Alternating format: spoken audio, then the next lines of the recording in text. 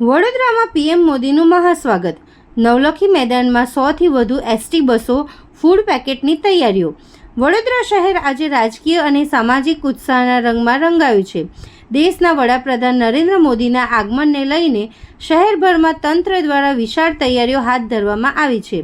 સરદાર ધામના લોકાર્પણ અને જનસભામાં મોટી સંખ્યામાં લોકો પહોંચે તે માટે નવલખી મેદાન ખાતે 100થી વધુ એસટી બસોની ફાળવણી કરવામાં આવી છે.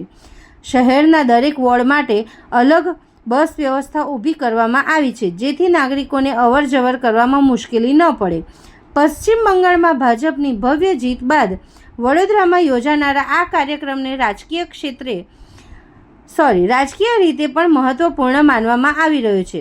સાંજે ગદા સર્કલથી જૂના એરપોર્ટ સુધી યોજાનારા રોડ શોને લઈને શહેરમાં ઉત્સાહનો માહોલ જોવા મળી રહ્યો છે.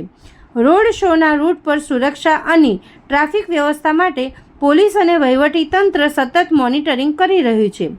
સરદાર ધામ ખાતે યોજાનારી પ્રચંડ સભામાં મોટી ભીડ ઉમટે તે માટે તંત્ર દ્વારા ખાસ આયોજન કરવામાં આવ્યું છે. બસ મારફતે આવતા નાગરિકો માટે ફૂડ પેકેટની વ્યવસ્થા ઊભી કરવામાં આવી છે, જેમાં થેપલા, ગાંઠિયા, ભૂસું, પીવાનું પાણી અને લીંબુ શરબત જેવી સુવિધાઓ ઉપલબ્ધ કરવામાં આવી રહી છે. આ સમગ્ર વ્યવસ્થામાં કોર્પોરેશનના ફૂડ વિભાગના અધિકારીઓ, અર્બન હેલ્થ સેન્ટરના કર્મચારીઓ અને મિકેનિકલ વિભાગના ઉચ્ચ અધિકારીઓ સતત કામગીરીમાં જોડાયા છે. શહેરમાં પીએમ મોદીના આગમનને લઈને રાજકીય ગરમાવો અને જન ઉત્સાહ બંને ચરમસીમાએ પહોંચ્યા છે. આપણા માનનીય વડાપ્રધાન શ્રી મોદી સાહેબ આવવાના હોવાથી દરેક રૂટમાં જે 300 બસોની વ્યવસ્થા છે, એમાં 3 સ્પોટ છે. વિટકોસ્ટ છે, પાર્ક ટ્રાવેલ્સ છે અને નવલખી ગ્રાઉન્ડ છે.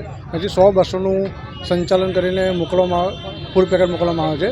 એમાં ફૂડ પેકેટમાં 2 પાણીના જગ છે, પછી ચવાણું છે, ગાંઠિયા, બુંદી અને જ્યુસ છે. એ પ્રમાણે વ્યવસ્થા કરવામાં આવી.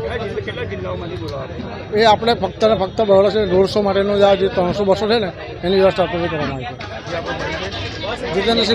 છે. Jitendrasinh Goyal, food safety officer.